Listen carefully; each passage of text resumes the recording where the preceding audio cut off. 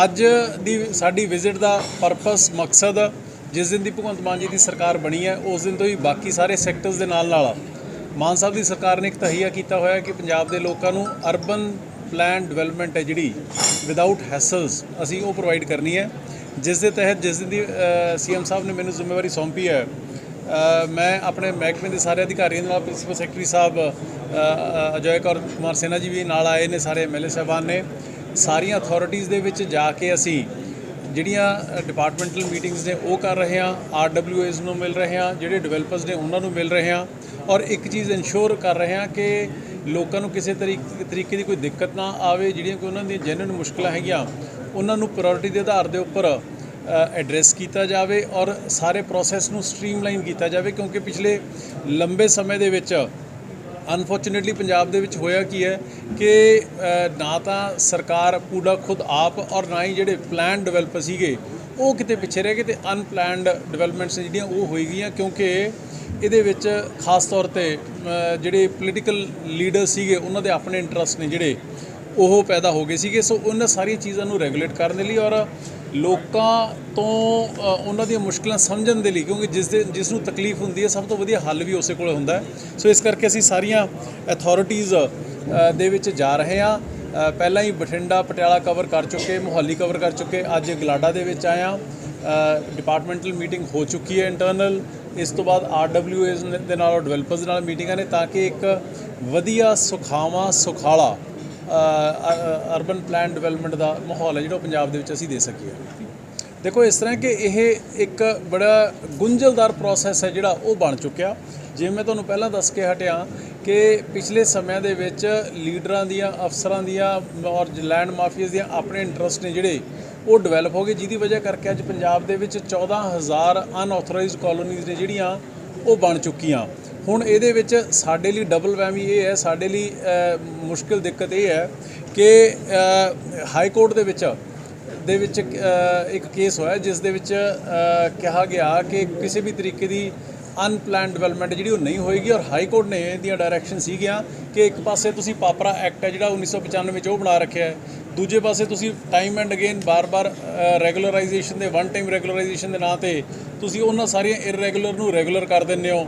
ਸੋ ਉਸ ਚੱਕਰ ਦੇ ਵਿੱਚ 2 ਸੀਨੀਅਰ ਅਧਿਕਾਰੀਆਂ ਨੂੰ ਪੰਜਾਬ ਦਿਆਂ ਨੂੰ ਉੱਥੇ ਐਫੀਡੇਵਿਟ ਲਾਉਣੇ ਪਏ ਹਾਊਸਿੰਗ ਔਰ ਲੋਕਲ ਗਵਰਨਮੈਂਟ ਨੂੰ ਕਿ ਅਸੀਂ ਅਨਪਲਾਨ ਡਿਵੈਲਪਮੈਂਟ ਹੈ ਜਿਹੜੀ ਉਹ ਨਹੀਂ ਹੋਣ ਦੇਵਾਂਗੇ। ਸੋ ਇਹ ਬੜੀਆਂ ਮੁਸ਼ਕਲਾਂ ਨੇ, ਗੱਠਾਂ ਨੇ ਜਿਹੜੀਆਂ ਉਹ ਪਿਛਲੀਆਂ ਸਰਕਾਰਾਂ ਦੀਆਂ ਪਾਈਆਂ ਹੋਈਆਂ ਨੇ, ਉਹਨਾਂ ਨੂੰ ਜਿਵੇਂ ਕਹਿੰਦੇ ਨੇ ਵੀ ਹੱਥ ਨਾਲ ਪਾਈ ਹੋਈ ਗੱਠ ਮੂੰਹ ਨਾਲ ਖੋਲ੍ਹਣੀ ਪੈਂਦੀ, ਸਾਡੇ ਨਾਲ ਤਾਂ ਉਹ ਹੋ ਰਿਹਾ। ਹੁਣ ਇਸ ਸਾਰੇ ਪ੍ਰੋਸੈਸ ਦੇ ਵਿੱਚ ਜਾਂ ਤਾਂ ਇਹ ਹੈ ਕਿ ਸਰਕਾਰ ਅੱਖਾਂ ਬੰਦ ਕਰ ਲਈ ਵੀ ਜੋ ਚੱਲੀ ਜਾਂਦਾ ਚੱਲੀ ਜਾਵੇ। ਕਈ ਥਾਵਾਂ ਤਾਂ ਅਸੀਂ ਇਹੋ ਜਿਹੀਆਂ ਵੀ ਦੇਖੀਆਂ ਨੇ ਵੀ ਜੇ ਕਿਤੇ ਕੋਈ ਫਾਇਰ ਟ੍ਰੈਜਡੀ ਹੋ ਜੇ ਤੇ ਉੱਥੇ ਫਾਇਰ ਬ੍ਰਿਗੇਡ ਵੀ ਨਹੀਂ ਪਹੁੰਚ ਸਕਦੀ ਹੈਗੀ। ਇਹੋ ਜਿਹੀ ਉਹ ਕੰਕਰੀਟ ਦਾ ਜੰਗਲ ਬਣ ਰਿਹਾ ਪੰਜਾਬ ਦੇ ਵਿੱਚ, ਉਹ ਪਲੈਨਡ ਡਿਵੈਲਪਮੈਂਟ ਨਹੀਂ ਹੈਗੀ। ਸੋ ਜਦੋਂ ਇਹੋ ਜਿਹਾ ਮਾਹੌਲ ਬਣ ਜਾਂਦਾ ਹੁੰਦੇ ਨੇ, ਜਿਹੜੇ ਜੈਨੂਇਨ ਬਾਇਰਸ ਨੇ ਉਹ ਵੀ ਕਿਤੇ ਨਾ ਕਿਤੇ ਉਹਦੇ ਵਿੱਚ ਉਸ ਮਾਹੌਲ ਦੇ ਵਿੱਚ ਪਿਸ ਜਾਂਦੇ ਹੁੰਦੇ ਨੇ। ਪਰ ਭਗਵੰਤ ਮਾਨ ਜੀ ਬੜੇ ਫਿਕਰਮੰਦ ਨੇ, ਸਾਰੀ ਸਰਕਾਰ ਇਸ ਮਸਲੇ ਦੇ ਉੱਪਰ ਬੜੀ ਫਿਕਰਮੰਦ ਹੈ। ਇਸ ਸਾਰੇ ਮਸਲੇ ਨੂੰ ਜਿਹੜੇ ਜੈਨੂਇਨ ਬਾਇਰਸ ਨੇ, ਜਿਹੜੇ ਐਂਡ ਯੂਜ਼ਰਸ ਨੇ, ਉਹਨਾਂ ਨੂੰ ਕਿਵੇਂ ਫੈਸਿਲੀਟੇਟ ਕੀਤਾ ਜਾਵੇ, ਉਹਨਾਂ ਨੂੰ ਕਿਵੇਂ ਜਿਹੜਾ ਉਹਨਾਂ ਦਾ ਮਸਲਾ ਹੱਲ ਕੀਤਾ ਜਾਵੇ, ਤੇ ਜਿਹੜੇ ਕੋਈ ਕਲੋਨੀਆਂ ਦੇ ਨਾਮ ਦੇ ਉੱਪਰ ਸਰਕਾਰ ਨੂੰ ਜਾਂ ਲੋਕਾਂ ਨੂੰ ਚੂਨਾ ਲਾਉਣ ਦੀ ਕੋਸ਼ਿਸ਼ ਕਰ ਰਹੇ ਨੇ ਉਹਨਾਂ ਨੂੰ ਕਿਵੇਂ ਰੋਕਿਆ ਜਾਵੇ। ਇਹ ਸਾਰੇ ਦੇ ਉੱਪਰ ਪ੍ਰੋਸੈਸ ਹੈ ਜਿਹੜਾ ਉਹ ਚੱਲ ਰਿਹਾ। ਬੜੀ ਜਲਦੀ ਹੀ ਇਹਦੇ ਉੱਪਰ ਕੋਈ ਨਾ ਕੋਈ ਕੰਸੈਂਸਸ ਬਣਾ ਕੇ ਅਸੀਂ ਅੱਗੇ ਵਧਾਂਗੇ ਔਰ ਇਹ ਇੱਕ ਇਨਸ਼ੋਰ ਕਰਾਂਗੇ। ਅੱਜ ਮੈਂ ਬੜਾ ਕਲੀਅਰ ਕਰ ਦੇਣਾ ਚਾਹੁੰਦਾ ਕਿ ਪਿਛਲਾ ਬਾਰੇ ਤਾਂ ਮਾਨ ਸਾਹਿਬ ਖੁਦ ਆਪ ਮੋਨੀਟਰ ਕਰਦੇ ਨੇ, ਪਰ ਅੱਗੇ ਲਈ ਜਿੱਥੇ ਤੱਕ ਪੰਜਾਬ ਸਰਕਾਰ ਦਾ ਸਵਾਲ ਹੈ, ਇੱਕ ਵੀ ਅਨਆਥੋਰਾਈਜ਼ਡ ਇਲੀਗਲ ਕਾਲੋਨੀ ਹੈ ਜਿਹੜੀ ਉਹ ਪੰਜਾਬ ਸਰਕਾਰ ਨੇ ਅਸੀਂ ਨਹੀਂ ਵੰਡ ਦੇਣੀ, ਉਹ ਸਖਤ ਕਾਰਵਾਈ ਉਹਦੇ ਉੱਪਰ ਹੋਊਗੀ। ਸਰ ਇੱਕ ਚੀਜ਼ ਆਪਣੀ ਨਵੀਂ ਪਾਲਿਸੀ ਡਿਕਲੇਅਰ ਕਰ ਦਿਓ। ਹਾਂਜੀ, ਕਾਥੇ ਨਈ ਪਾਲਿਸੀ ਡਿਕਲੇਅਰ ਕਰ ਦਿਓ। ਦੇਖੋ ਅਸੀਂ ਲੱਗੇ ਹੋਏ ਹਾਂ ਜੀ, ਫਰੋਮ ਡੇ 1 ਲੱਗੇ ਹੋਏ ਹਾਂ। ਮੇਰੇ ਖਿਆਲ ਦੇ ਵਿੱਚ ਤਕਰੀਬਨ ਮਹੀਨੇ 20 ਦਿਨ ਦਾ ਕੰਮ ਹੈ ਜੀ। ਪ੍ਰੋਸੈਸ ਇਹਦੇ ਉੱਪਰ ਵੱਡੇ ਕੰਪਲੀਟ ਹੋ ਜਾਏਗੀ, ਹੋਪਫੁਲੀ ਹੋ ਜਾਣਾ ਚਾਹੀਦਾ। ਨਹੀਂ ਉਹਦੇ 'ਚ ਦੇਖੋ ਇਸ ਤਰ੍ਹਾਂ ਕਿ ਇਹ ਜਿਹੜਾ ਤੁਸੀਂ ਮੈਨੂੰ ਤੁਹਾਡੇ ਤੋਂ ਪਤਾ ਲੱਗ ਰਿਹਾ, ਇਹ ਤੁਹਾਡੇ ਤੋਂ ਪਤਾ ਲੱਗ ਰਿਹਾ, ਇਹ ਰੈਵਨਿਊ ਡਿਪਾਰਟਮੈਂਟ ਦਾ ਜਿਹੜੀ ਰਜਿਸਟਰੀ ਹੋਣੀ ਹੈ ਉਹ ਰੈਵਨਿਊ ਸਾਡਾ ਹਾਊਸਿੰਗ ਦੇ ਨਾਲ ਉਹਦਾ ਡਾਇਰੈਕਟਲੀ ਕੋਈ ਲਿੰਕ ਨਹੀਂ ਹੈਗਾ। ਉਹ ਜੇ ਇਸ ਤਰੀਕੇ ਦੇ ਤੁਸੀਂ ਪਿਛਲੇ ਸਮੇਂ ਦੇਖਿਆ ਹੋਊਗਾ ਵੀ 3-4 ਤਹਿਸੀਲਦਾਰ ਨੇ ਜਿਹੜੇ ਉਹ ਸਰਕਾਰ ਨੇ ਸਸਪੈਂਡ ਕੀਤੇ ਸੀਗੇ। ਹੁਣ ਇਹ ਰਿਪੋਰਟ ਗਈ ਹੈ ਕਿ ਨਹੀਂ ਗਈ? DC ਇੱਕ ਮਿੰਟ ਜੀ ਭਾਈ ਸਾਹਿਬ ਬੋਲ ਤਾਂ ਲੈਣ ਦਿਓ ਯਾਰ, ਐਂ ਕਿਉਂ ਕਰੀ ਜਾਂਦੇ ਹੋ ਤੁਸੀਂ? ਇਹ ਰੈਵਨਿਊ ਦਾ ਕੰਮ ਹੈ, ਮਾਲ ਮਹਿਕਮੇ ਦਾ ਕੰਮ ਹੈ, ਉਹਦੇ 'ਚ ਰਿਪੋਰਟ ਗਈ ਹੈ ਕਿ ਨਹੀਂ ਇਹਦੇ ਬਾਰੇ ਐਗਜ਼ੈਕਟ ਮੈਨੂੰ ਪਤਾ ਨਹੀਂ ਹੈਗਾ। ਮੈਂ ਫਿਰ ਵੀ ਪਤਾ ਕਰਕੇ ਮੈਂ ਉਹੀ ਤਾਂ ਕਹਿ ਰਿਹਾ, ਨਹੀਂ ਪਤਾ ਕਰਕੇ ਤੁਹਾਨੂੰ ਦੱਸ ਦਾਂਗੇ। ਮੰਤਰੀ ਸਾਹਿਬ ਕੋਈ ਵਨ ਟਾਈਮ ਸੈਟਲਮੈਂਟ ਪਾਲਿਸੀ ਆਊਗੀ ਜਿਹੜੀਆਂ ਕਲੋਨੀਆਂ ਰਹਿ ਗਈਆਂ ਨੇ ਨਵੀਆਂ ਨਾ ਵਰਤੋਂ ਉਹਨਾਂ ਲਈ ਦੇਖੋ ਇਸ ਤਰ੍ਹਾਂ ਹੈ ਕਿ ਪਾਲਿਸੀ ਵਨ ਟਾਈਮ ਆਊਗੀ ਕਿ ਨਹੀਂ ਆਊਗੀ ਇਹ ਹਜੇ ਸਰਕਾਰ ਦੇ ਵਿਚਾਰ ਦੀ ਚੱਲ ਰਿਹਾ। ਇਹਦੇ ਬਾਰੇ ਹਜੇ ਵੀ ਤੁਹਾਨੂੰ ਮੈਂ ਕੁਝ ਪੋਜ਼ਿਟਿਵ ਜਾਂ ਨੈਗੇਟਿਵ ਮੈਂ ਨਹੀਂ ਦੱਸ ਸਕਦਾ ਹੈਗਾ। ਜਿਵੇਂ ਮੈਂ ਤੁਹਾਨੂੰ ਪਹਿਲਾਂ ਕਿਹਾ ਕਿ ਠੀਕ ਹੈ, ਕੁਝ ਜਿਹੜੇ ਐਂਡ ਯੂਜ਼ਰਸ ਨੇ ਜੈਨੂਇਨ ਨੇ ਜਿਹੜੇ ਉਹ ਵੀ ਸ਼ਾਇਦ ਤਕਲੀਫ ਦੇ ਵਿੱਚ ਹੋਣ, ਪਰ ਬਹੁਤ ਸਾਰੇ ਇਸ ਤਰੀਕੇ ਦੀਆਂ ਮਾਲ ਪ੍ਰੈਕਟਿਸਿਸ ਵੀ ਸਰਕਾਰ ਦੇ ਧਿਆਨ ਦੇ ਵਿੱਚ ਆਈਆਂ ਨੇ ਕਿ ਜਿਸ ਦੇ ਨਾਲ ਹਵਾ ਦੇ ਵਿੱਚ ਹੀ ਕਲੋਨੀ ਹੈ ਜਿਹੜੀ ਉਹ ਕੱਟ ਦਿੱਤੀ ਗਈ ਤੇ ਉਹਦੇ ਨਾਲ ਅਲਟੀਮੇਟਲੀ ਉਹ ਜਿਹੜੀ ਫਲੀਸਿੰਗ ਹੈ ਉਹ ਜੇ ਚੂਨਾ ਲੱਗਣਾ ਤਾਂ ਕਿਹਨੂੰ ਲੱਗਣਾ, ਆਮ ਲੋਕਾਂ ਨੂੰ ਲੱਗਣਾ। ਸੋ ਇਹ ਸਾਰੇ ਥਾਟ ਪ੍ਰੋਸੈਸ ਚੱਲ ਰਿਹਾ ਜੀ। ਇਹਦੇ ਬਾਰੇ ਹਜੇ ਐਗਜ਼ੈਕਟਲੀ ਕੁਝ ਡਿਸਾਈਡ ਫਾਈਨਲ ਨਹੀਂ ਹੋਇਆ ਹੈਗਾ। ਅਮਨ ਜੀ ਇੱਕ ਕੀ ਹੁੰਦਾ, ਕੋਈ ਨਾ ਅਪਰੂਵਡ ਕਲੋਨੀ ਬਣ ਜਾਂਦੀ ਆ, ਉਹਦਾ ਰੇਟ ਨਹੀਂ ਹੁੰਦਾ 80,000 90,000 ਲੱਖ ਇਦਾਂ, ਇਹ ਵੀ ਕੈਪ ਰੱਖੋਗੇ ਨਵੀਂ ਪਾਲਿਸੀ 'ਚ? ਜੇ ਹੁਣ ਦੇਖੋ ਜੇ ਇਲੀਗਲ ਜੇ ਇੱਕ ਆਮ ਆਦਮੀ ਆ ਉਹ ਜੇ ਨਜਾਇਜ਼ ਕਲੋਨੀ 'ਚ ਸਸਤਾ ਪਲਾਟ ਲੈ ਲੈਂਦਾ 5,000 7,000 ਵੀ ਲੈ ਲੈਂਦਾ, ਉਹਨੂੰ ਪ੍ਰੋਬਲਮ ਹੈਗੀ, ਉਹਦੀ ਰਜਿਸਟਰਿੰਗ ਹੁੰਦੀ। ਜੇ ਲੰਦਾ ਅਪਰੂਵਡ ਕਲੋਨੀ 'ਚ ਮੈਂ ਸਮਝ ਗਿਆ ਤੁਹਾਡੀ ਗੱਲ। ਜੋ ਰੇਟ ਬਹੁਤ ਮਹਿੰਗੇ ਸੁਣੋ, ਪ੍ਰਾਈਵੇਟ ਕੋਈ ਬੰਦਾ ਆਪਦੇ ਬਿਜ਼ਨਸ ਦੇ ਵਿੱਚ ਕਿਹੜੀ ਚੀਜ਼ ਕਿੰਨੇ ਦੀ ਵੇਚੂਗਾ, ਕਿੰਨੇ ਘੱਟ ਤੇ ਵੇਚੂਗਾ, ਕਿੰਨੇ ਵੱਧ ਤੇ ਵੇਚੂਗਾ, ਇਹ ਸਰਕਾਰ ਇਹਦੀ ਕੈਪਿੰਗ ਨਹੀਂ ਕਰ ਸਕਦੀ ਹੈਗੀ। ਜਿਹੜਾ ਬੰਦਾ ਜਿੰਨਾ ਇਨਵੈਸਟ ਕਰੂਗਾ ਲੋਕਾਂ ਨੂੰ ਉਨਾ ਅਟਰੈਕਟ ਕਰੂਗਾ, ਉਹ ਉਹਦੇ ਹਿਸਾਬ ਨਾਲ ਵੇਚੂਗਾ। ਦੋ ਪ੍ਰਾਈਵੇਟ ਪਰਸਨਸ ਦੇ ਐਗਰੀਮੈਂਟ ਦੇ ਵਿੱਚ ਸਰਕਾਰ ਨਹੀਂ ਫਸ ਸਕਦੀ ਹੈਗੀ, ਨੰਬਰ 1। ਨੰਬਰ 2, ਜਿਹੜਾ ਤੁਸੀਂ ਕਹਿੰਦੇ ਹੋ ਕਿ ਜੇ ਕੋਈ ਗਰੀਬ ਬੰਦਾ ਮੱਧ ਵਰਗੀ ਬੰਦਾ, ਉਹਦੇ ਲਈ ਆਲਰੇਡੀ ਸਰਕਾਰ ਦੀਆਂ ਪਾਲਿਸੀਜ਼ ਹੈਗੀਆਂ। EWS ਪਾਲਿਸੀ ਵੀ ਹੈਗੀ, ਅਫੋਰਡੇਬਲ ਹਾਊਸਿੰਗ ਦੀ ਪਾਲਿਸੀ ਵੀ ਹੈਗੀ।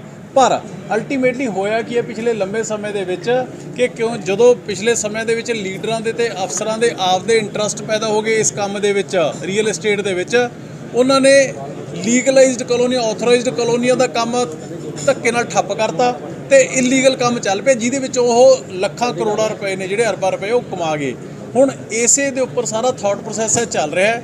ਅਸੀਂ ਜਿਹੜੀਆਂ ਚਾਹੇ ਗਰੀਬ ਵਿਅਕਤੀ ਹੈ ਕੋਈ, ਚਾਹੇ ਮੱਧ ਵਰਗੀ ਹੈ, ਚਾਹੇ ਕੋਈ ਅਪਰ ਕਲਾਸ ਦਾ ਵਿਅਕਤੀ ਹੈ, ਉਹਨਾਂ ਦੇ ਲਈ ਸਿਸਟਮ ਨੂੰ, ਮਾਹੌਲ ਨੂੰ ਫੈਸਿਲਿਟੇਟ ਕਰਾਂਗੇ, ਉਹਨਾਂ ਨੂੰ ਪਲੈਨਡ ਡਿਵੈਲਪਮੈਂਟ ਹੀ ਰੀਜ਼ਨੇਬਲ ਰੇਟ ਦੇ ਵਿੱਚ ਮਿਲ ਸਕੇ। ਪਰ ਕਿਸੇ ਦੇ ਉੱਪਰ ਕੈਪਿੰਗ ਕਰਨਾ ਸਰਕਾਰ ਦੇ ਲਈ ਪੋਸੀਬਲ ਨਹੀਂ ਹੁੰਦਾ ਹੈਗਾ। ਮਿਸਟਰ ਅਰੋੜਾ ਇੱਕ ਸੈਕਿੰਡ ਇੱਕ ਸੈਕਿੰਡ ਸਰ ਬੇਸਿਕਲੀ ਕੀ ਹੈ, ਲੁਧਿਆਣੇ ਦੇ ਵਿੱਚ ਪਿਛਲੇ ਕਈ ਲੰਮੇ ਸਮੇਂ ਤੋਂ ਸਰਕਾਰੀ ਕੋਈ ਵੀ ਅਰਬਨ ਸਟੇਟ ਨਹੀਂ ਆਇਆ। ਸਿਨਹਾ ਸਾਹਿਬ ਬੈਠੇ, ਸਿਨਹਾ ਸਾਹਿਬ ਇੱਥੇ 2010 ਕਮਿਸ਼ਨਰ ਸੀਗੇ, ਅਰਬਨ ਸਟੇਟ ਦੇ ਲਈ ਪਲੈਨਿੰਗ ਕੀਤੀ ਗਈ ਸੀਗੀ, ਉਹ ਸਰ ਉਹ ਵਿੱਚੇ ਰਹਿ ਗਈ ਸੀਗੀ।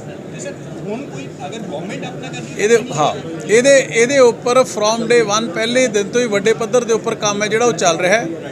ਜਿਹੜੀਆਂ ਗਵਰਨਮੈਂਟ ਦੀਆਂ ਪੂਡਾ ਦੀਆਂ ਆਪਣੀਆਂ ਐਸਟੈਬਲਿਸ਼ਮੈਂਟਸ ਨੇ, ਚਾਹੇ ਉਹ ਹਾਊਸਿੰਗ ਦੇ ਵਿੱਚ ਨੇ ਔਰ ਚਾਹੇ ਉਹ ਇੰਡਸਟਰੀਅਲ ਦੇ ਵਿੱਚ ਨੇ, ਇਹਦੇ ਉੱਪਰ ਵੱਡੇ ਸਕੇਲ ਦੇ ਉੱਪਰ ਪਲੈਨਿੰਗ ਹੈ ਜਿਹੜੀ ਉਹ ਚੱਲ ਰਹੀ ਹੈ। ਔਰ ਆਉਣ ਵਾਲੇ ਦਿਨਾਂ ਦੇ ਵਿੱਚ ਤੁਹਾਨੂੰ ਵੱਡੀਆਂ ਡਿਵੈਲਪਮੈਂਟਸ ਨੇ ਇਹਦੇ ਵਿੱਚ ਪੂਡਾ ਵੱਲੋਂ ਖੁਦ ਆਪ ਕਰਦੇ ਤੁਸੀਂ ਸਰਕਾਰ ਨੂੰ ਦੇਖੋਗੇ। ਨਈ ਕਲੋਨੀਆਂ ਕੱਟੋਗੇ ਨਾ, ਹਾਂਜੀ ਮਤਲਬ ਨਈ ਕਲੋਨੀਆਂ ਕੱਟੋਗੇ ਨਾ ਤੁਸੀਂ ਜਦੋਂ ਮੈਂ ਨਹੀਂ ਸਰ, ਮੇਕ ਇਟ ਕਲੀਅਰ। ਜਦੋਂ ਆ ਜਿਹੜੀ ਤੁਹਾਡੀ ਲੈਂਗੁਏਜ ਹੈ ਨਾ, when I am saying ਕਿ urban planned development by PUDA itself, what does that mean? That means ਸੁਣੋ, that means ਕਿ ਚਾਹੇ ਹਾਊਸਿੰਗ ਦੀ ਹੈ ਤੇ ਚਾਹੇ ਇੰਡਸਟਰੀਅਲ ਦੀ ਹੈ, ਸਰਕਾਰ ਅਸੀਂ ਖੁਦ ਆਪ ਔਨ ਗਰਾਊਂਡ ਕੰਮ ਪਿਛਲੇ 4 ਮਹੀਨਿਆਂ ਤੋਂ ਚੱਲ ਰਿਹਾ ਹੈ ਤੇ ਬੜੀ ਜਲਦੀ ਹੀ ਉਹ ਪ੍ਰੋਸੈਸ ਨੂੰ ਤੁਸੀਂ ਸ਼ੇਪ ਅਪ ਹੁੰਦਾ ਦੇਖੋਗੇ। मंत्री साहब कुछ कॉलोनाइजर प्रॉपर्टी डीलर जो महंतों की जगह बेच दिया, अभी ना उसमें मीटर लग रहा है ना तो बिजली का कनेक्शन लग रहा है, उसके बारे में क्या कहना है? ਮਹੰਤਾਂ ਦੀ ਜਗ੍ਹਾ ਕਿਹੜੀ ਜੀ? ਜਿਹੜੀਆਂ ਆਪਾਂ ਗੱਲ ਕਰਦੇ ਨਹੀਂ ਸੀ ਆਉਂਦੇ ਜੋ ਜਿਹੜੀ ਇਹਨਾਂ ਨੇ ਬਿੱਟੂ ਉਹਨਾਂ ਨੇ ਸਾਰਿਆਂ ਨੇ ਕੇ ਵੇਚੀਆਂ ਮਹੰਤਾਂ ਦੇ ਕਾਂਗਰਸੀ ਲੀਡਰ ਵਿੱਚ ਕੱਟ ਕੇ ਹੁਣੇ ਜਿਹੜੀ ਗੱਲ ਕਰਦੇ ਸੀ ਇਹਦੀ ਕੋਈ ਕੰਪਲੇਂਟ ਵਗੈਰਾ ਕੰਪਲੇਂਟ ਕੀਤੀ ਹੈ। ਮੈਨੂੰ ਹੁਣ ਇਹ ਇਸ਼ੂ ਤੁਹਾਡੇ ਤੋਂ ਹੁਣੇ ਪਤਾ ਲੱਗਿਆ ਔਰ ਐਮਐਲਏ ਸਾਹਿਬ ਤੋਂ। ਜੇ ਕੋਈ ਇਸ ਤਰੀਕੇ ਦੀ ਇਲੀਗਲ, ਦੇਖੋ ਲੁਧਿਆਣੇ ਦੇ ਵਿੱਚ ਮੈਂ I don't want to say, ਪਰ ਬੜੇ ਦੁੱਖ ਨਾਲ ਕਹਿਣਾ ਪੈਂਦਾ ਹੈ ਕਿ ਜਿਹੜਾ ਕਿ ਮੈਨਚੈਸਟਰ ਆਫ ਪੰਜਾਬ ਸੀਗਾ, ਜਿੰਨਾ ਰੀਅਲ ਏਸਟੇਟ ਦੇ ਵਿੱਚ 2 ਨੰਬਰ ਦਾ ਧੰਦਾ, 2 ਨੰਬਰ ਦਾ ਕੰਮ, ਗੜਬੜੀਆਂ ਜਿੰਨੀਆਂ ਲੁਧਿਆਣੇ ਦੇ ਵਿੱਚ ਹੋਈਆਂ ਨੇ ਨਾ ਜੀ, ਔਰ ਖਾਸ ਤੌਰ ਤੇ ਅੰਡਰ ਦਾ ਪੈਟਰਨੇਜ ਆਫ ਪੋਲੀਟੀਕਲ ਕਲਾਸ, ਚਾਹੇ ਉਹ ਪਹਿਲਾਂ ਅਕਾਲੀ ਦਲ ਦੀ ਸੀ ਚਾਹੇ ਕਾਂਗਰਸ ਸੀਗੀ, ਇਹੋ ਜਿਹਾ ਲੈਂਡ ਮਾਫੀਆ ਮੇਰੇ ਖਿਆਲ 'ਚ ਕਦੇ ਕਿਸੇ ਨੇ ਦੇਖਣ ਸੁਣਨ ਨੂੰ ਨਹੀਂ ਮਿਲਿਆ। ਕਿ ਜਿਹੜੀ ਹੁਣ ਤੁਸੀਂ ਮਹੰਤਾਂ ਦੀ ਜਗ੍ਹਾ ਦੀ ਗੱਲ ਕਰਦੇ ਹੋ, ਇਹ ਮੈਨੂੰ ਐਮਐਲਏ ਸਾਹਿਬ ਨੇ ਦੱਸਿਆ ਕਿ ਕੰਪਲੇਂਟ ਆ ਚੁੱਕੀ, ਉਹ ਗਵਰਨਮੈਂਟ ਨਾਲ ਸੀਐਮ ਸਾਹਿਬ ਨਾਲ ਟੇਕ ਅਪ ਕਰਕੇ ਉਹਦੇ ਜੋ ਬਣਦੀ ਕਾਰਵਾਈ ਹੈ ਉਹ ਜ਼ਰੂਰ होगी। एक चीज़ और, जो कॉलोनी अप्रूव जो कॉलोनी काट देते हैं कॉलोनाइजर, एक गली अप्रूव करवा लेते हैं, 4 गली जो है ऐसे बेच देते हैं, और साथ में उसमें जो सीवरेज वगैरह वो 4 इंची 3 इंची का डाल देते हैं। इसके बाद वो जाम हो जाता है, जो एमएलए हैं उनके ऑफिस के बाहर धरना लगा के लोग बैठ जाते हैं। उसके बारे में भाई साहब सुनिए, सुनो देखिए, सुनो एक मिनट, यही मैं आपको कहने की कोशिश कर रहा हूँ कि ये आज के बाद तो सरकार का बड़ा स्टैंड क्लियर है कि हमने ये नॉनसेंस होने नहीं देनी, नंबर 1। लेकिन इसके साथ साथ सरकार के साथ साथ ना जी, इसमें लोगों का भी, मीडिया का भी, आम पब्लिक का भी, एटलीस्ट लुधियाना आप लोगों का अपना शहर है, जहां आप लोगों को गलत डेवलपमेंट होती नज़र आए तो please let the government know. इससे पहले वाली सरकारें गई कि उन्होंने जो खुद लीडर बैठ के कटवाते थे अधिकारियों की मिलीभगत के, वो टाइम गया। जहाँ कोई अनप्लैंड इलीगल कंस्ट्रक्शन आपको डेवलपमेंट होती नज़र आती है, हमें बताइए, वो बिल्कुल नहीं होने दिया जाएगा।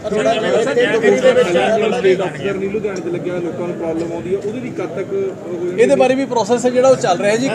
ਕਾਫੀ ਸਾਡੀਆਂ ਵੈਕੈਂਸੀਜ਼ ਜਿਹੜੀਆਂ ਉਹ ਫਿਲ ਹੋ ਚੁੱਕੀਆਂ, ਬਾਕੀ ਜਿਹੜੀਆਂ ਰਹਿੰਦੀਆਂ ਨੇ ਉਹ ਬੜੀ ਜਲਦੀ ਫਿਲ ਹੋਣਗੀਆਂ। ਆਲਮੋਸਟ ਅਸੀਂ 300 ਦੇ ਕਰੀਬ ਜਿਹੜੇ ਸਾਡੇ ਛੋਟੇ ਔਰ ਮਿਡ ਲੈਵਲ ਦੇ ਸਾਡੇ ਜਿਹੜੇ ਅਫਸਰ ਨੇ, ਉਹਨਾਂ ਦੀ ਅਸੀਂ ਰਿਕੁਐਜ਼ੀਸ਼ਨ ਹੈ ਜਿਹੜੀ ਸਰਕਾਰ ਤੋਂ ਮੰਗੀ ਹੋਈ ਹੈ। ਬੜੀ ਜਲਦੀ ਸਾਰੀਆਂ ਪੋਸਟਾਂ ਜਿਹੜੀਆਂ ਫਿਲ ਹੋ ਜਾਣਗੀਆਂ। एक चीज़ और सर क्लियर करवाना चाहता है, जो ਸੀਆਰਪੀ ਕਲੋਨੀ ਦੁਗਰੀ ਹੈ, ਇੱਥੇ ਜਿਹੜੇ ਕਾਫੀ ਫਲੈਟਸ ਦੰਗਾ ਪੀੜਤਾਂ ਨੂੰ ਅਲਾਟ ਕੀਤੇ ਗਏ ਨੇ ਜੀ, ਪਰੰਤੂ ਉਸ ਤੋਂ ਇਲਾਵਾ ਵੀ ਬਹੁਤ ਲੋਕ ਜਿਹੜਾ ਕਬਜ਼ਾ ਕਰਕੇ ਬੈਠੇ ਹੈਗੇ ਨੇ, ਔਰ ਜਿਹੜੇ ਕੁਝ ਉੱਥੇ ਦੇ ਬੰਦੇ ਹੈਗੇ ਨੇ ਜਿਹੜੇ ਆਪਣੇ ਆਪ ਨੂੰ ਸਮਝਦੇ ਧੜੱਲੇਦਾਰ, ਉਹ ਹੋਰਾਂ ਦੇ ਲਾਲ ਕਾਰਡ ਦੇ ਉੱਪਰ ਫਲੈਟ ਇਸ਼ੂ ਕਰਾ ਕੇ ਤੇ ਆਮ ਜਨਰਲ ਵੇਚ ਰਹੇ ਜੀ। ਸਰਕਾਰ ਨੂੰ ਬਹੁਤ ਵੱਡਾ ਜਿਹੜਾ ਚੂਨਾ ਲਗਾਇਆ ਜਾ ਰਿਹਾ।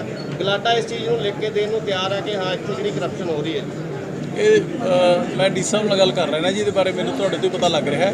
ਜੇ ਕੋਈ ਇਸ ਤਰੀਕੇ ਦੀ ਗੱਲ ਹੈਗੀ, ਧੜੱਲੇਦਾਰ ਚਾਹੇ ਜਿੰਨਾ ਮਰਜ਼ੀ ਹੋਵੇ, ਲਾਅ ਆਫ ਲੈਂਡ ਹੈ ਜਿਹੜਾ ਉਹ ਪ੍ਰਵੇਲ ਕਰੂਗਾ, ਕਿਸੇ ਦਾ ਧੜੱਲਾ ਕੰਮ ਨਹੀਂ ਚੱਲਣਾ ਹੁਣ। ਰਜਿਸਟਰੀਆਂ ਤਾਂ ਹਜੇ ਵੀ ਹੋ ਰਹੀਆਂ, ਲੈਂਡ ਮਾਫੀਆ ਦੀ ਤੁਸੀਂ ਗੱਲ ਕਰਦੇ ਆ, ਰਜਿਸਟਰੀਆਂ ਹਜੇ ਵੀ ਹੋ ਰਹੀਆਂ। ਪਹਿਲਾਂ 5000 'ਚ ਕੰਮ ਹੁੰਦਾ ਸੀ, ਹੁਣ 50000 'ਚ ਹੁੰਦਾ, ਪਰ ਮਰਦਾ ਮਾੜਾ ਬੰਦਾ ਹੀ ਪਿਆ। ਪਟਵਾਰੀ ਹਜੇ ਵੀ ਕਰੀ ਜਾਂਦਾ 50,000। ਮੈਂ ਉਹੀ ਤਾਂ ਤੁਹਾਨੂੰ ਕਹਿ ਰਿਹਾ ਨਾ ਜੀ, ਵੀ ਜੇ ਇਸ ਤਰੀਕੇ ਦੀ ਕੋਈ ਗੱਲ ਹੋ ਰਹੀ ਹੈ, ਇਹ ਰੈਵਨਿਊ ਨਾਲ ਕੰਸਰਨਡ ਹੈ। ਜਦ ਤੱਕ ਸਾਡੇ ਡਿਪਾਰਟਮੈਂਟ ਦਾ ਮਸਲਾ, ਸਾਡਾ ਬੜਾ ਕਲੀਅਰ ਹੈ ਕਿ ਅਸੀਂ ਅਨਆਥੋਰਾਈਜ਼ਡ ਡਿਵੈਲਪਮੈਂਟ ਨਹੀਂ ਹੋਣ ਦੇਣੀ ਹੈਗੀ। ਜੇ ਕੋਈ ਰੈਵਨਿਊ ਦੀ ਗੱਲ ਆ ਰਹੀ, ਤੁਸੀਂ ਮੈਨੂੰ ਲਿਖ ਕੇ ਦਿਓ, ਮੈਂ ਸੀਐਮ ਸਾਹਿਬ ਨਾਲ ਗੱਲ ਕਰਕੇ, ਜੇ ਕੋਈ ਵੀ ਜਿਹੜਾ ਬੰਦਾ ਇਹੋ ਜਿਹਾ ਕੰਮ ਕਰਦਾ ਉਹਨੂੰ ਸਖਤ ਤੋਂ ਸਖਤ ਸਜ਼ਾ ਜਿਹੜੀ ਦਿੱਤੀ ਜਾਊਗੀ।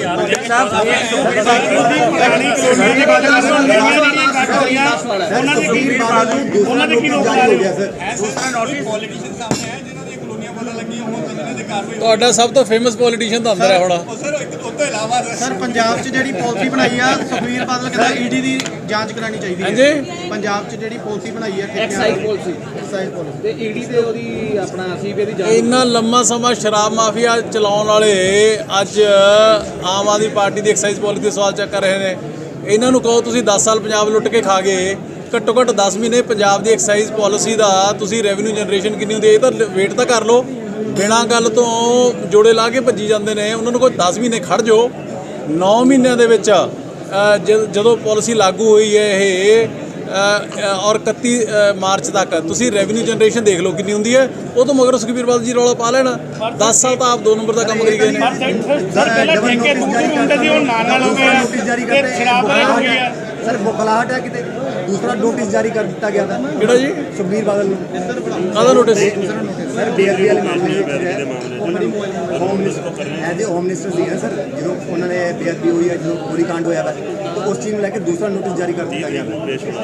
ਆ ਤੇ ਫਿਰ ਇਹ ਬੁਖਲਾਹਟ ਤਾਂ ਨਹੀਂ ਕਿਤੇ ਸਰ ਕਾਹਦੀ?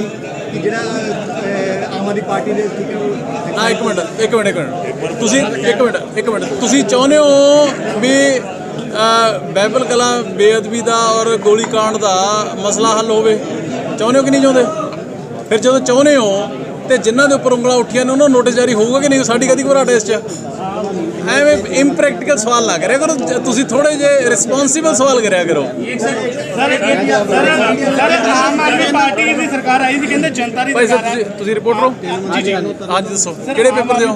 ਸਰ ਪ੍ਰਾਈਮ ਉਹਦੇ ਅੱਜ ਦੱਸੋ। ਆਮ ਆਦਮੀ ਦੀ ਸਰਕਾਰ ਆਈ ਸੀ, ਕਹਿੰਦੇ ਜਨਤਾ ਦੀ ਸਰਕਾਰ ਆਈ, ਜਨਤਾ ਨੂੰ ਰਾਹਤ ਮਿਲੀ, ਪਰ ਇੱਕ ਚਿੱਪ ਤੁਹਾਡੀ ਫੋਟੋ ਲਾ ਕੇ ਥ੍ਰੈਟ ਕਰ ਰਿਹਾ ਇਸ ਬੰਦੇ ਨੂੰ। ਬੰਦੇ ਲੈ ਕੇ ਗਰੀਸ਼ ਚੋਪੜਾ ਨਾਮ ਦਾ ਹੈਗਾ ਜੀ, ਧਾਗੇ ਦਾ ਡੀਲਰ, ਬਾਰ-ਬਾਰ ਤੁਹਾਡਾ ਨਾਂ ਲੈ ਕੇ ਕਦੀ ਪੁਲਿਸ ਵਾਲੇ ਲੈ ਕੇ ਆ ਜਾਂਦਾ, ਕਦੀ ਗੁੰਡੇ ਬਦਮਾਸ਼ੀ ਦੀ ਕਹਿੰਦਾ। ਤੇ ਪਰਸੋਂ ਹੁਣ ਮੈਨੂੰ ਇਹ ਕਹੇਗਾ ਜੀ ਅਮਨ ਚੋਪੜਾ ਜੀ ਨੂੰ ਜਾਣਦੇ ਹੋ, ਮੈਂ ਉਹਨਾਂ ਦਾ ਯਾਰ ਦੋਸਤ ਹੈਗਾ, ਇਹ ਹੈਗਾ, ਮੈਨੂੰ ਬੱਚਿਆਂ ਦਾ ਸਭ ਦਾ ਜੀਣਾ ਹਰਾਮ ਕਰਕੇ ਕੀ ਰੱਖਤਾ। ਮਸਲਾ ਕੀ ਹੈ ਤੁਹਾਡਾ? ਭਾਜੀ ਮੇਰਾ ਕੋਈ ਨਰੇਸ਼ ਸੂਦ ਹੈ ਜੀ, ਉਹਨਾਂ ਕੌਣ ਨਾਲ ਹੈ, ਕੌਣ ਬੰਦਾ ਕੌਣ ਹੈ ਇਹ? ਭਾਜੀ ਇਹ ਗਿਰੀਸ਼ ਚੋਪੜਾ ਹੈ ਜੀ, ਧਾਗੇ ਦਾ ਡੀਲਰ ਹੈ ਕਿ ਧਾਗੇ ਦਾ ਏਜੰਟ ਹੈ, ਮੈਨੂੰ ਨਹੀਂ ਜਾਣਦਾ, ਮੈਨੂੰ ਜਾਣਦਾ ਵੀ ਨਹੀਂ ਆ ਜੀ। ਇਹ ਨਰੇਸ਼ ਸੂਦ ਹੈਗਾ, ਸਨਰਾਈਜ਼ ਕਲੋਥਿੰਗ ਵਾਲਾ। ਉਹਨੇ ਪਤਾ ਨਹੀਂ ਉਹਨੇ ਆਪਣਾ ਪਰਸਨਲ ਤਾਂ ਬਹੁਤ ਲੋਕਾਂ ਦੀ ਇੱਕ ਮਿੰਟ ਖੜ ਜਾਓ ਜੀ, ਮੇਰੀ ਗੱਲ ਸਮਝੋ ਇੱਕ ਮਿੰਟ।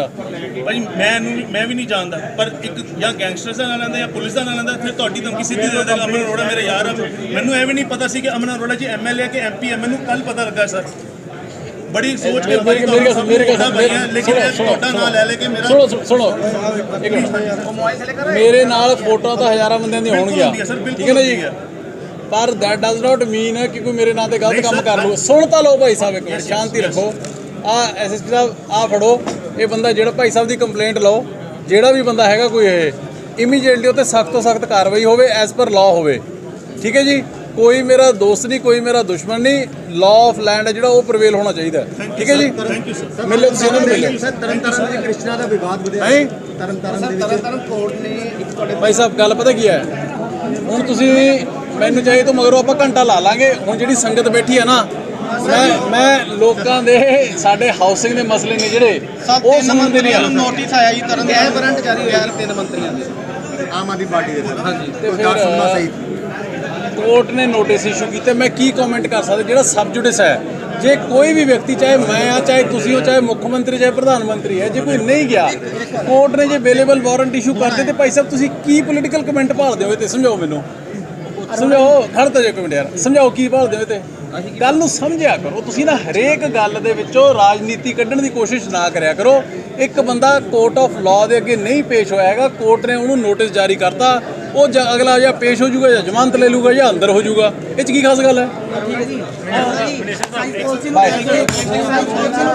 ਹੁਣ ਮੈਨੂੰ ਕੰਮ ਕਰ ਲੈਂਦੇ ਜਿਹੜੇ ਸਰ ਇੱਕ ਗਰੰਟੀ ਸਰ ਮੀਡੀਆ ਨੂੰ ਗਰੰਟੀ ਜਿਹੜੀ ਦਿੱਤੀ ਗਈ ਸੀ ਉਹ ਪੂਰੀ ਕੀਤੀ ਜਾਊਗੀ। ਕਿਹੜੀ ਜੀ? ਸਰ ਪ੍ਰੈਸ ਕਲੱਬ ਦੀ ਸਰ ਆਮ ਆਦਮੀ ਪਾਰਟੀ ਸੱਤਾ 'ਚ ਆਉਣ ਤੋਂ ਪਹਿਲਾਂ ਭਗਵੰਤ ਮਾਨ ਜੀ ਨੇ ਗਰੰਟੀ ਦਿੱਤੀ ਸੀ ਲੁਧਿਆਣਾ ਸ਼ਹਿਰ ਦੇ ਵਿੱਚ ਮੀਡੀਆ ਨੂੰ ਕਿ ਹਰੇਕ ਜਗ੍ਹਾ ਜਿੱਥੇ ਤੇ ਪ੍ਰੈਸ ਕਲੱਬ ਨਹੀਂ ਹੈਗੇ ਉੱਥੇ ਪ੍ਰੈਸ ਕਲੱਬ ਬਣਾਏ ਜਾਣਗੇ। ਗਰੰਟੀ ਪੂਰੀ ਕੀਤੀ ਜਾਊਗੀ। 100% ਜਿਹੜੀਆਂ ਗਰੰਟੀਆਂ ਨੇ ਉਹ ਪੂਰੀਆਂ ਕੀਤੀਆਂ ਜਾਣਗੀਆਂ, ਨੰਬਰ 1। ਨੰਬਰ 2, ਤੁਹਾਡੇ ਮੈਨੂੰ ਸਿਰਫ ਇੰਨਾ, ਚਲੋ ਤੁਹਾਡੇ ਤੁਸੀਂ ਹੁਣੇ ਸਵਾਲ ਕੀਤਾ ਹੈ, ਤੁਹਾਡੇ ਇੱਥੇ ਜਿਹੜੇ ਪ੍ਰੈਸ ਕਲੱਬ ਹੈ, ਜਿਹੜੇ ਪ੍ਰੈਸ ਦੇ ਜਿਹੜੇ ਮੀਡੀਆ ਤੁਹਾਡੇ ਸਾਥੀ ਨੇ, ਐਸੋਸੀਏਸ਼ਨ ਤੁਹਾਡੀ ਜਿਹੜੀ ਇਲੈਕਟਿਡ ਬੋਡੀ ਹੈ? ਨਹੀਂ ਸਰ, ਇਲੈਕਟਡ ਨਹੀਂ ਹੈ। ਅੱਛਾ, ਕਿੰਨੀਆਂ? ਇੱਕੋ ਹੀ ਹੈ ਬੋਡੀ ਕੇ? ਸਰ ਇੱਥੇ ਬਹੁਤ ਬੋਡੀਆਂ, ਇਸੇ ਕਰਕੇ ਪ੍ਰੈਸ ਕਲੱਬ ਨਹੀਂ ਬਣ ਪਾਇਆ। ਇਸੇ ਕਰਕੇ ਸਾਡੀ ਡਿਮਾਂਡ ਹੈ ਕਿ ਸਰਕਾਰੀ ਤੌਰ ਤੇ ਸਾਨੂੰ ਪ੍ਰੈਸ ਕਲੱਬ ਦਿੱਤਾ ਜਾਵੇ ਔਰ ਅਸੀਂ ਇੱਕ ਸੁਣ ਲਓ, ਅਸੀਂ ਆਪਦੇ ਵਾਅਦੇ ਤੇ ਪੂਰਾ ਉਤਰ ਜਾਾਂਗੇ, ਪਰ ਜਿਹੜੀ ਤੁਹਾਡੀ ਤੁਸੀਂ ਕਹਿੰਦੇ ਹੋ ਕਈ ਬੋਡੀਜ਼ ਨੇ ਪ੍ਰੈਸ ਦੀਆਂ, ਪਹਿਲਾਂ ਭਾਈ ਸਾਹਿਬ ਤੁਸੀਂ ਇਕੱਠੇ ਹੋਲੋ, ਸਰਕਾਰ ਕਿਹਨੂੰ ਦੇਵੇ? Please try to understand, please. ਸੁਣਤਾ ਲਓ ਇੱਕ ਮਿੰਟ, ਸ਼ਾਂਤੀ। ਇਕੱਠੇ ਹੋ ਜਾਓ, ਇਲੈਕਟਿਡ ਬੋਡੀ ਕਰ ਲਓ, ਸਰਕਾਰ ਆਪਦੇ ਵਾਅਦੇ ਦੇ ਉੱਪਰ ਖਰਾ ਉਤਰੂਗੀ ਕਿ ਅਸੀਂ ਤੁਹਾਨੂੰ ਬਣਾ ਕੇ ਦੇਵਾਂਗੇ। ਬੈਠਣ ਜੋਗੀ ਜਗ੍ਹਾ ਦੇ ਦਿਓ ਸਰ। ਹੈ ਬੈਠਣ ਜੋਗੀ ਜਗ੍ਹਾ ਦੇ ਦਿਓ। ਉਹ ਕੋਈ ਨਹੀਂ, ਉਹ ਮੈਂ ਕਲੱਬ ਨਹੀਂ ਮੰਗਦੇ ਸਰ। ਨਹੀਂ, ਉਹ ਵੀ ਦੇ ਦਾਂਗੇ, ਉਹ ਵੀ ਦੇ ਦਾਂਗੇ, ਉਹ ਕੋਈ ਦਿੱਕਤ ਨਹੀਂ।